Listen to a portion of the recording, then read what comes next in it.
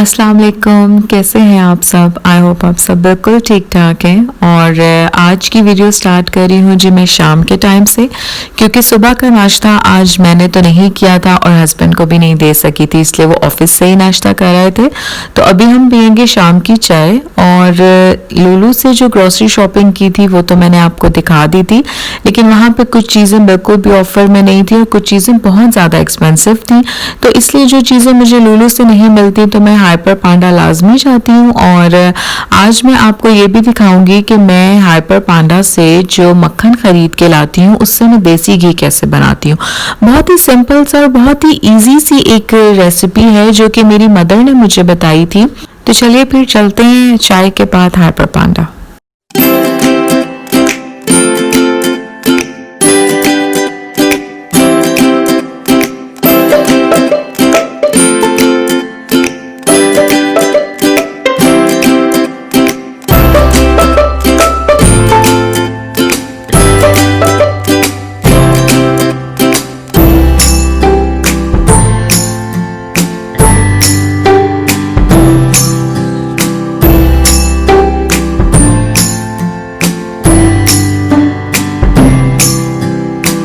पांडा में एंटर होते हुए हमारा टेम्परेचर भी चेक हुआ था और हमें ग्लव्स भी दिए गए थे, जो कि लुलु में ऐसा कुछ नहीं था।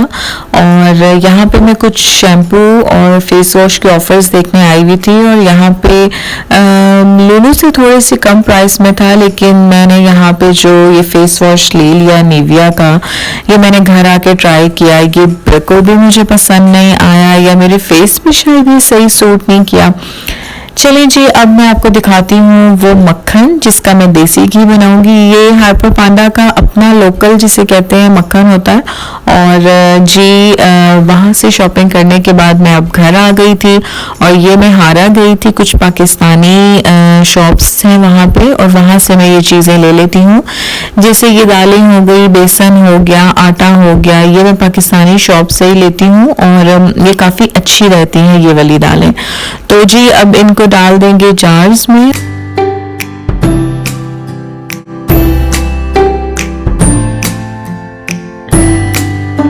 रियाद में एक जगह है हारा जहाँ पे बहुत इजीली पाकिस्तानी चीज़ें मिल जाती हैं और वहाँ पे आप किसी भी किस्म की पाकिस्तानी प्रोडक्ट बाय कर सकते हैं।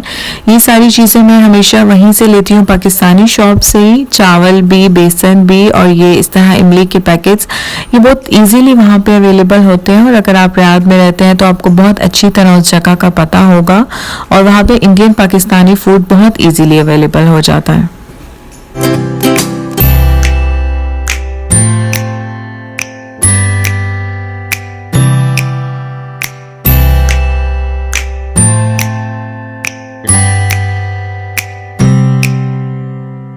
अब मैं आपको दिखाती हूँ कि मैं किस तरीके से घर पे ही देसी घी बना लेती हूँ। और ये जी लोकल मक्खन है हाइपर पांडा का और इसके लिए इस तरह का आप कोई भी पैन ले लें। और ये पैन मैंने सिर्फ और सिर्फ देसी घी बनाने के लिए रखा हुआ है। इसमें मैंने जब फर्स्ट टाइम बनाया था तो ये ख़राब हो गया था, वरना ये बिल्कुल ठीक पैन था मेरा। तो इसी में बस हम ये मक्खन डाल देंगे और इस तरीके से आपने ये मक्खन डाल देना है और इसको हल्की आंच पे रख देना है इसको मेल्ट होने के लिए। और जब तक ये सारा मेल्ट हो जाएगा इसको अच्छे तरीके से आपने हिला लेना है। ये ना हो कि सारी चीज़ें इसकी जो पार्टिकल्स हैं वो नीचे जमना शुरू हो जाएं, क्योंकि अगर वो नीचे जम जाएंगे तो वो जल जाएगा। और इसीलिए आपने इसको हल्का हल्का हिलाते रहना है, हिलाते रहना है। इसको सिर्फ आपने मेल्ट करना है और जो इसके फालतू सी इसकी जो चीज़ें होती हैं इसके अंदर वो इसके ऊपर आ जाएंगे। और मैं साथ साथ आपको दिखाती हूँ कि उसको किस तरीके से आपने ड्रेन कर लेना है।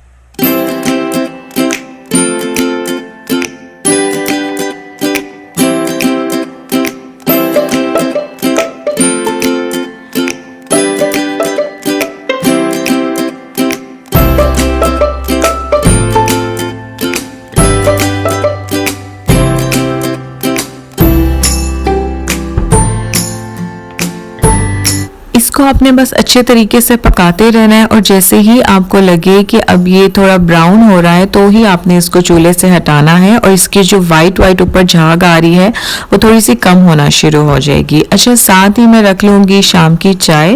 और हस्बैंड लेके आए थे जी एक टर्किश ब्रेड जो कि कल लेके आए थे, लेकिन मैंने सोचा कि इसको आज खा लेती हूँ।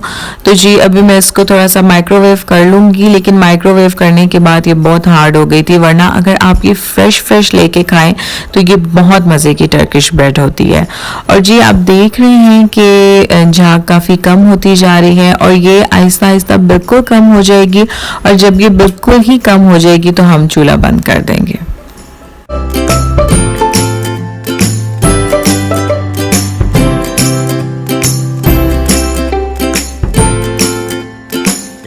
शाम की चाय के साथ मैं अपने फेवरेट बिस्किट खा लूँगी और ये बिस्किट मैं आपको इसलिए दिखा रही हूँ क्योंकि जिस दिन मैं आने लगी थी, मेरी फ़्लाइट थी, तो उस दिन ही मेरी अम्मी ने मेरे बैग में डाल दिया और उन्होंने कहा कि जी अगर तुम्हें भूख लगी तो तुम ये खा लेना। माएँ तो जी ऐसी ही होती हैं, हम जितने भी बड़े हो जाएं उन्हें ऐसे ही लगता है कि हम छोटे बच्चे ही हैं।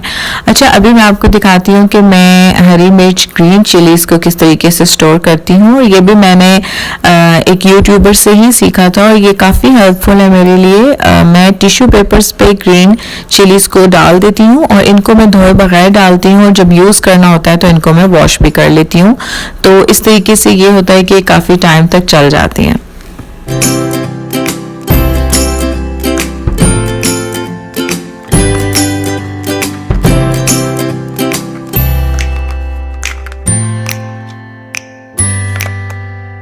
तो ये आप देखें कि मक्खन पूरी तरीके से मेल्ट हो गया है और जो उसकी झाग थी वो भी बिल्कुल ख़त्म सी हो गई है और इस तरह की कुछ झाग बन जाती है।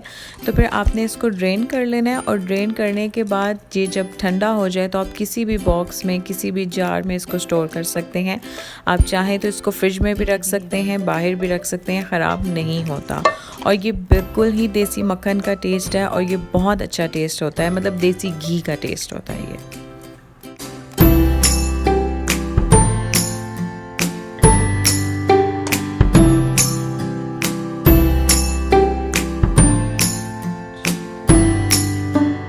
अब मक्खन को तो मैंने रख दिया है थोड़ी देर ठंडा होने के लिए और अभी मैं बना लूँगी रात का खाना।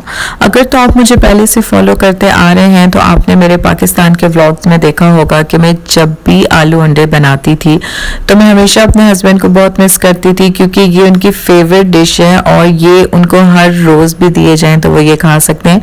तो अभी मैं उनके लिए बना लूँगी आलू अंडे, क्योंकि अभी इतनी जल्दी में बस वही बन सकते थे, बाकी कामों में मुझे खाना बनाने का टाइम बिल्कुल नहीं मिला, तो इसलिए बस अब जल्दी से ये बना लूँगी।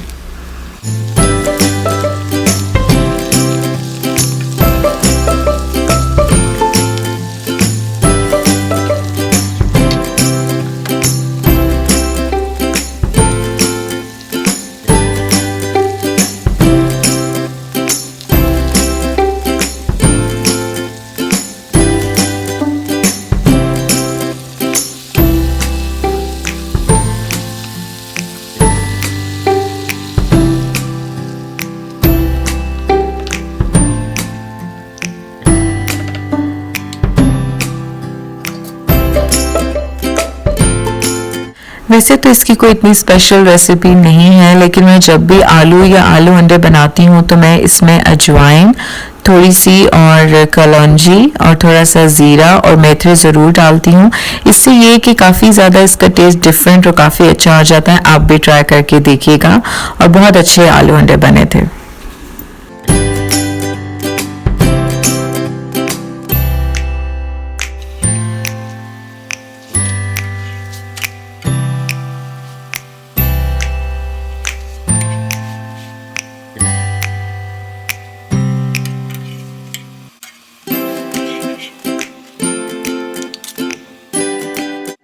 अच्छा जी, तो जब तक बन रहे हैं ये आलू अंडे तब तक मैं आपको बता दूं कि रात में आने के बाद टोटली मेरे घर के व्लॉग स्टार्ट हो गए हैं, घर की डेली रूटीन स्टार्ट हो गई है। तो आप लोग मुझे ज़रूर बताइएगा कि आप लोग किस किस्म की वीडियोस देखना चाहते हैं।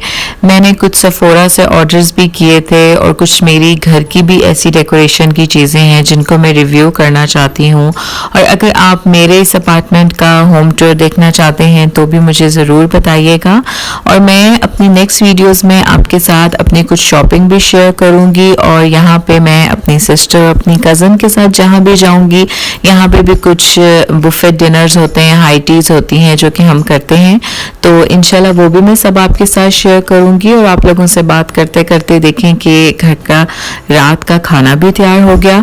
तो इंशाल्लाह मैं नेक्स्ट भी आपसे अपनी हर चीज़ शेयर करती रहूँगी। तो मुझे ज़रूर बताइएगा कि आपको कैसी लगी मेरी वीडियो और मुझे ये भी ज़रूर बताइएगा कि आप नेक्स्ट मेरी वीडियोस में क्या देखना चाहते हैं। Thanks for watching. अल्लाह हाफिज़।